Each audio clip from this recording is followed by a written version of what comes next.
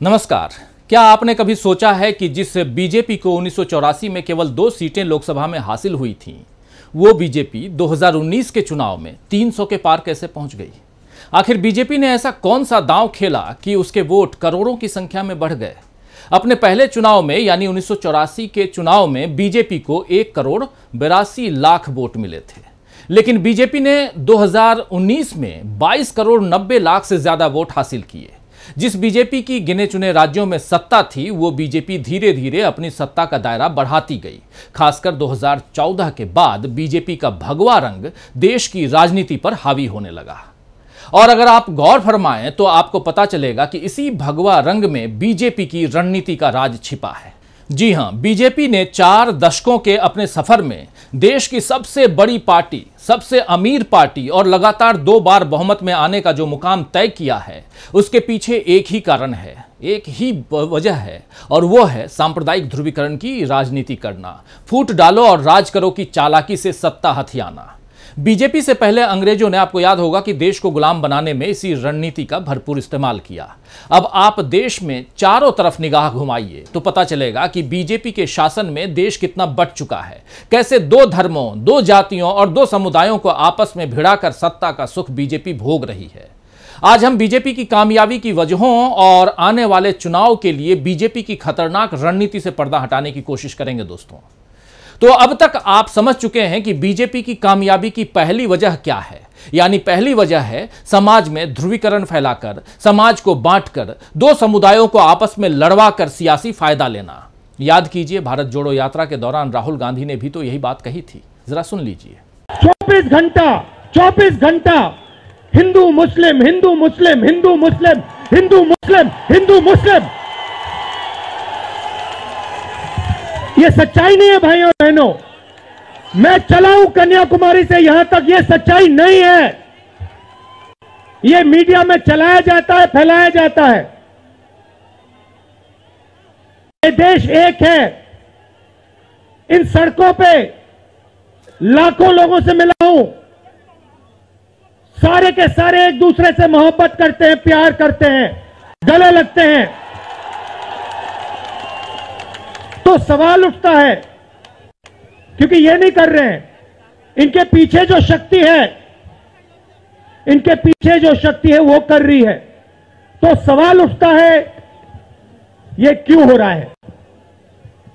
जब सच्चाई ये है कि देश का आम नागरिक, चाहे हिंदू हो, मुस्लिम हो, सिख हो, ईसाई हो, किसी भी जात का हो, वो एक दूसरे से प्यार करता है, मोहब्बत करता है, एक दूसरे की इज्जत करता है। 90% लोग इस देश के एक दूसरे से प्यार करते हैं, मोहब्बत करते हैं, इज्जत करते हैं। देखिए मेरे सामने, ये देखिए, घूम के देखिए, ये जैन मंदिर है, गुरुद्वारा है, मंदिर है, मस्जिद है, ये है हिंदुस्तान। ये सच्चाई है हिंदुस्तान की। तो ये आप सुन रहे थे राहुल गांधी को। अब जरा आइए बीजेपी की कामयाबी की दूसरी वजह को भी समझें।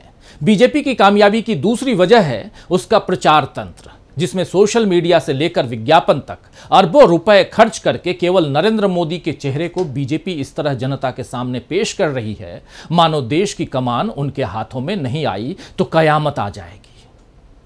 तो यह रहा बीजेपी की कामयाबी का दूसरा कारण। और बीजेपी की कामयाबी का तीसरा बड़ा कारण है मीडिया की चाटुकारिता।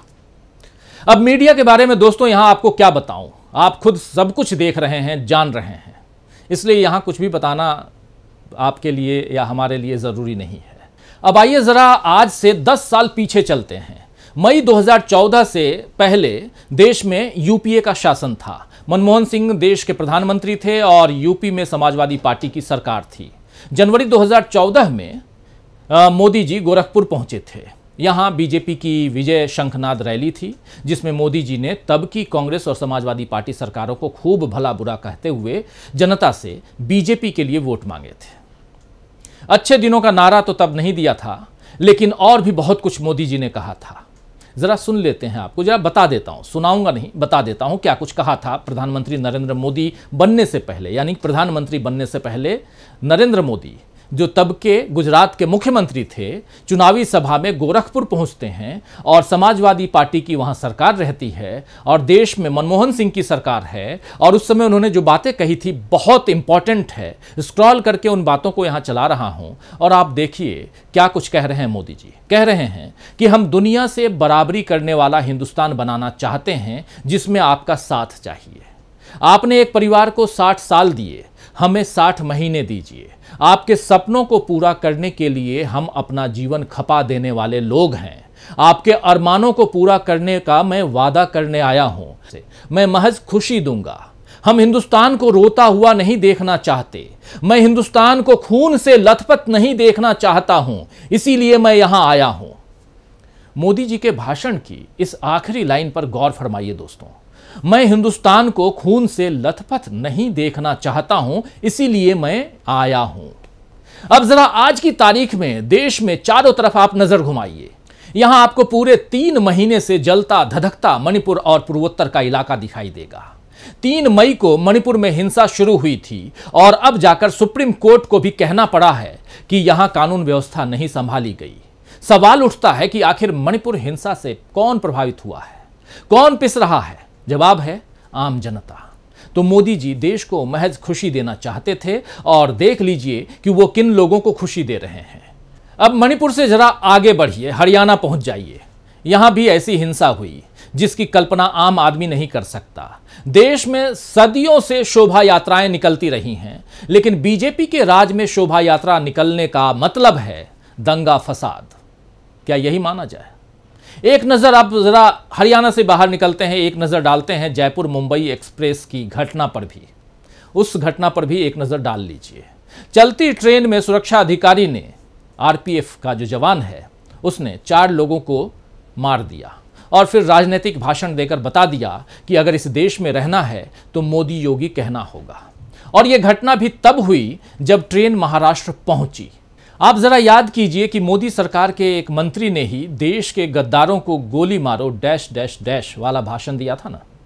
अब उनकी सरकार में एक सुरक्षा अधिकारी ने इस नारे को, जो नारा उन्होंने उस समय दिया था, देश के गद्दारों को गोली मारो डैश डैश डैश, इस नारे को अमल में लाकर दिखा दिया है।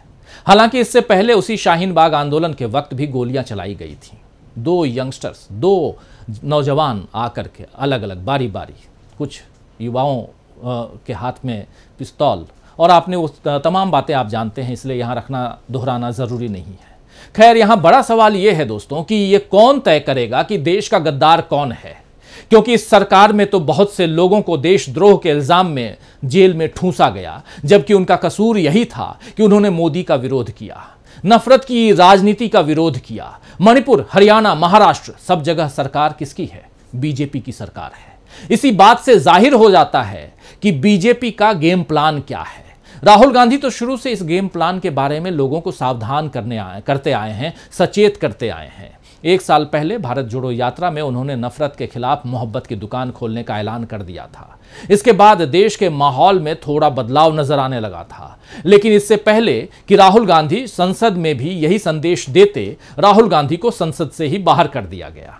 बीजेपी के इस खतरनाक गेम प्लान में सोशल मीडिया की ट्रोल आर्मी पूरा साथ दे रही है और देश के कई बड़े मीडिया घराने बीजेपी के नफरती एजेंडे को बढ़ा रहे हैं।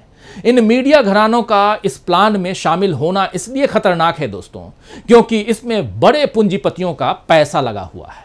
आप क्या सोचते हैं, केवल खबर लिखने वाले और खबर पढ़ने वाले पत्रकार करोड़ों रुपए के पैकेज कैसे कमा सकते हैं? कैसे कमा रहे हैं? दरअसल इन्हें इस बात के लाखों करोड़ों रुपए मिल रहे हैं कि आपको कैसी खबरें दर्शकों को परोसनी है। आप याद कीजिए कि आखिरी बार किस न्यूज चैनल पर आपने महंगाई या बेरोजगारी या महिला सुरक्षा या बच्चों के गायब होने या कोविड के बाद बदहाल अर्थव्यवस्था पर कोई ढंग की खबर सुनी है? चैनल अगर ऐसी खबरें चलाने लगेंगे तो फिर दर्शक भी सवाल करने लगेंगे, जबकि चैनलों का एजेंडा तो बीजेपी के प्लान को, गेम प्लान को सफल करना है। इसीलिए चैनल्स में हिंदुत्व को खतरे में दिखाने वाली खबरें चलाई जाती हैं। मुगलों को बाहरी आक्रमणकारी बताते हुए यह दिखाया जाता है कि बाबर के वंशजों से कैसे हिंदू खतरे में है। पत्थरबाजों के लिए परमानेंट इलाज जैसे सुझाव ऐसे चैनलों पर दिए जाते हैं। ऐसा ही एक सुझाव देने वाले एंकर पर जब दूसरे पत्रकार ने आपत्ति जताई तो उसकी चर्चा ट्विटर पर खूब हुई। आपको बता दूं कि वरिष्ठ पत्रकार राहुल देव ने साफ साफ लिखा ट्विटर पर कि मुझे जीवन भर यह दुख रहेगा कि तुम्हें स्नेह और प्रोत्साहन देते समय तुम्हारे भीतर बैठे कलुष को मैंने नहीं पहचाना। तुम और तुम्हारे वैचारिक साथी पत्रकार मेरे लिए पत्रकारिता का कलंक हो। अमन, परमानेंट कुछ नहीं होता, न मनुष्य की स्थितियां। एक ही तत्व चिरस्थायी है, पर वो घृणा से परे है।